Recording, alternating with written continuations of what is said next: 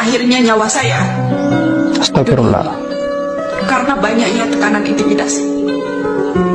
Pak Jokowi harus dengar ini. Saya harap Bapak Presiden dan Kapolri membenahi undang-undang pasal-pasal tentang hukum di negara ini. Itu satu.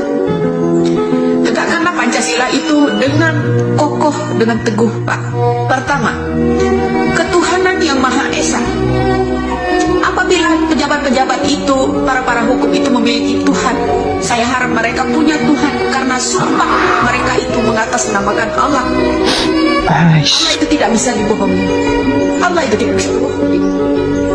Kedua, jangan di atas uang. Sumpahnya seorang para pejabat, para penegak hukum itu di atas uang. Saya butuh keadilan di negara ini. Hukum itu seakan-akan menyayang saya saat ini. Kedua, kemanusiaan yang adil dan beradil. Berikan keadilan pada manusia-manusia yang ada di Indonesia. Saya bukan siapa-siapa, saya hanya diturunkan Allah ke bumi ini. Rasa manusia, rasa toleransi, berada sesama agama, itu keinginan saya.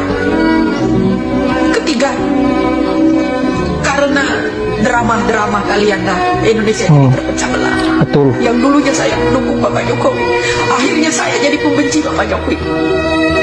Karena yang bencinya saya bukan karena Bapak Jokowi, tapi Bapak Jokowi dikelilingi orang-orang mafia saat ini.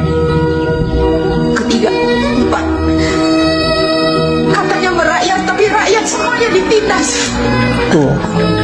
Katanya merakyat, tapi undang-undang diperbaiki hanya menguntungkan semua pejabat yang mengatasnamakan wakil rakyat. Undang-undang hanya berlaku buat orang yang berduit saja, tidak punya Tuhan. Mereka bersumpah di atas jabatan yang mengatasnamakan Allah, tapi mereka tidak takut dengan Allah itu murka mereka semua. Kelima, saya butuh keadilan. Keadilan sosial bagi seluruh rakyat Indonesia. Saudara-saudara kita, Bapak, banyak yang tidak terungkap pembunuhannya, banyak yang tidak terungkap korupsinya. Di mana letak keadilan itu, Pak? Tolong Pak Presiden, tolong Bapak Kapolri. Saya manusia biasa. Saya manusia biasa, bukan keturunan para konglomerat, tapi saya butuh keadilan, terutama orang-orang yang sudah dijadikan tersangka yang tidak bersalah. Arwah pindah tetap menghantui mereka. Jangan gengsi. Saya butuh keadilan di negara ini, Pak. Tolong, dengan logonya negara kita ini memiliki Pancasila, berpegangan teguh, berpegangan erat. Janganlah dipecah belah karena undang-undang kalian. Pertama, yaitu masalah kasus demi kasus. Tidak ada yang terselesaikan dengan murni, semuanya dari rekayasa. Saya harap arwah ibu saya di sana, buyut saya di sana, seorang pejuang dulunya, semoga bisa membukakan ini semua melalui saya. Mudah-mudahan kalian semua paham apa yang saya inginkan. Doa saya hari ini, pagi ini, agar terkuat segera, agar selesai. Setelah ini kita masih akan menghadapi selesainya yang namanya hukum ini. Jika ini terkuat, masih akan berhamburan darah di negara kita ini. Masih akan berhamburan darah.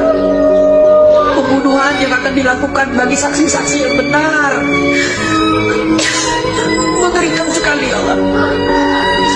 Pembunuhan yang akan dilakukan apabila saksi-saksi orang yang jujur ini membuka siapa dalam dari ini semua berawal dari mana. Pembunuhan makin banyak. Aduh, bahaya. Dan Bapak Kapolri, benahilah hukum, kuatkan rakyat-rakyat yang memberikan jalan penelusuran. Itu penuh perlindungan, Pak, bukan berdasarkan uang. Itu salah satunya. Semoga Bapak Presiden menyimak akhir kata dari saya ini. Ya, saya bukan takut. Setelah ini terbongkar, masih akan ada banyak pembunuhan buat orang-orang yang menjadi saksi sebagai kejujuran. Ya, orang-orang yang mengintimidasi saya itu akan semakin kejam, lebih kejam dari ucapan mereka ini, Pak. Itu yang saya lihat.